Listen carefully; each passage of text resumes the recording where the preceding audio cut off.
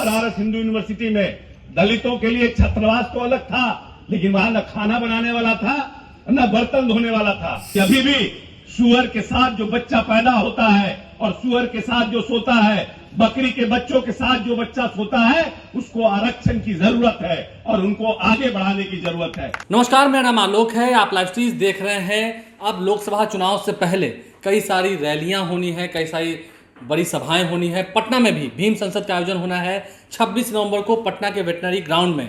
लाखों की संख्या में लोग आएंगे। बिहार सरकार के मंत्री अशोक चौधरी आज भोजपुर जिला पहुंचे थे, जहां उन्होंने नीतीश कुमार को लेकर क्या कुछ कहा वो आपको सुनवाएंगे। लेकिन कैसे पहले जो छूत अछूत की बात होती थी, जो बहुजन समाज के लोग हैं, दलित समाज के लोग हैं, उन्हें कैसे हक और अधिकार नहीं मिला था, 2005 के पहले क्या हाल था, इन बातों का भी जिक्र किया है अशोक चौधरी ने। पहले क्या हाल था ये भी उन्होंने बताया है। अशोक चौधरी आज जब भोजपुर जिला पहुंचे थे, उनका खूब स्वागत किया गया है। लेकिन नीतीश कुमार को लेकर भोजपुर जिला पहुंचे अशोक चौधरी ने क्या कहा, सभी को आमंत्रण भी दिया है। 26 नवंबर को सभी को पटना आना है। बिहार के हर जिले से लोग पटना आएंगे।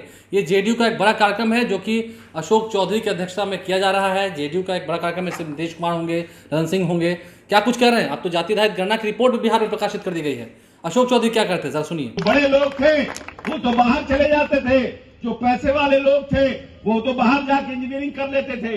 लेकिन हर एक जिलों में इंजीनियरिंग कॉलेज खोल करके अनुसूचित जाति और महिलाओं के लिए आरक्षण देकर के वैसे लोगों को भी इंजीनियर बनाने के लिए माननीय नेता ने सोच बनाने का काम किया है। इसीलिए हम आपसे कहने आए हैं कि जो नेता आपके भविष्य के लिए, आपकी सोच के लिए, आपके आने वाले भविष्य के लिए चिंतित है, जो हमारी नई आने वाली पीढ़ी, जो नया नस्ल हमारा आने वाला है, उसके लिए संघर्ष कर रहा है। क्योंकि बहुत से लोग ऐसे हैं जिन्होंने अपना पुराना जमाना नहीं देखा है कि किस तरह से ये समाज, हमारा समाज इस परिस्थिति में पहुंचा है।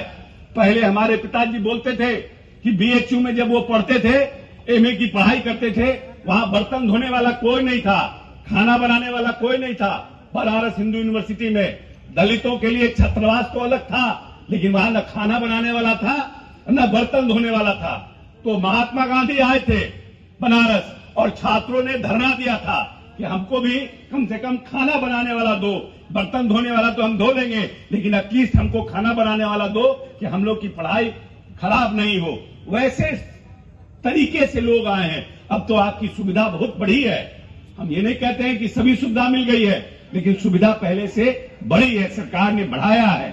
लेकिन आज से 40 वर्ष 50 वर्ष पूर्व जाइएगा तो आप देखिएगा कि कितने मुश्किल हालात में लोगों ने पढ़ करके समाज में आगे बढ़ने का काम किया है। इसीलिए हम आपसे यही आग्रह करने आए हैं कि कुछ राजनीतिक दल के लोग संविधान को बदलना चाहते हैं, कहीं न कहीं संविधान पर आगे बढ़ाए कुछ उनके शुभचिंतक लोग टीका टिप्पणी करने का काम करते हैं और आरक्षण पर भी कुछ लोग टीका टिप्पणी करने का काम करते हैं। इसीलिए वैसे राजनीतिक दल से हम सब लोगों को होशियार रहना है, क्योंकि अभी भी सुअर के साथ जो बच्चा पैदा होता है और सुअर के साथ जो सोता है, बकरी के बच्चों के साथ जो बच्चा सोता है, उसको आरक्षण की जरूरत है और उनको आगे बढ़ाने की जरूरत है।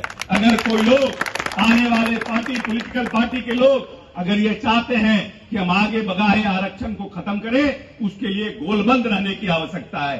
किसी भी राजनीतिक दल की ये सोच, कभी उनके मस्तिष्क में भी ये नकारात्मक सोच नहीं आना चाहिए कि हम आरक्षण या संविधान को खत्म करने का काम करेंगे। इसलिए बाबा साहब ने कहा था कि शिक्षित बनो, संगठित रहो और संघर्ष करो।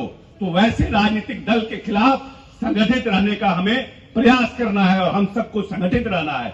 और इसीलिए माननीय नेता के मनोबल को बढ़ाने के लिए, जो नेता इन 17-18 वर्षों में आपके बजट को 400 गुना बढ़ाने का काम किया, आपको आगे बढ़ाने के लिए, आपको और शिक्षित होने के लिए इस प्रदेश में नई नई योजनाओं की शुरुआत की है, उनके मनोबल को बढ़ाने के लिए और वैसे राजनीतिक दलों के मनोबल को तोड़ने के लिए हम सब ने 26 नवंबर को वेटनरी कॉलेज में एक बड़ा भीम संसद का आयोजन किया है कि बाबा साहब भीमराव अंबेडकर का संसद हम लगाने का काम करेंगे, जो एक नए तरीके से संविधान की रक्षा का शपथ लेगा।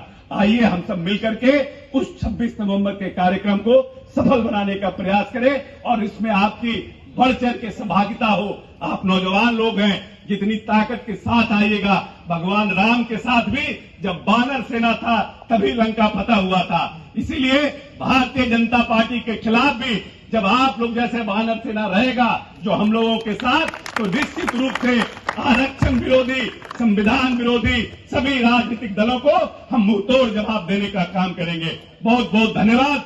जय भीम, जय बिहार, जय नीतीश कुमार। तो भोजपुर जिला पहुंचे अशोक चौधरी ने क्या कुछ कहा नीतीश कुमार को लेकर, कैसे बीएचयू की बात कही है, बनारस हिंदू यूनिवर्सिटी की बात कही है, कैसे दलितों को अलग हटा दिया जाता था, उनको साथ नहीं रखा जाता था, छूत अछूत की बात होती थी, और कैसे इस बिहार को उन्होंने संजोया है नीतीश कुमार को लेकर। उन्होंने क्या कहा है, नीतीश कुमार ने कितना बदल दिया है बिहार, आपने सुना है। हमारे चैनल को सब्सक्राइब कर लें, साथ साथ फेसबुक पेज भी लाइक करें। धन्यवाद।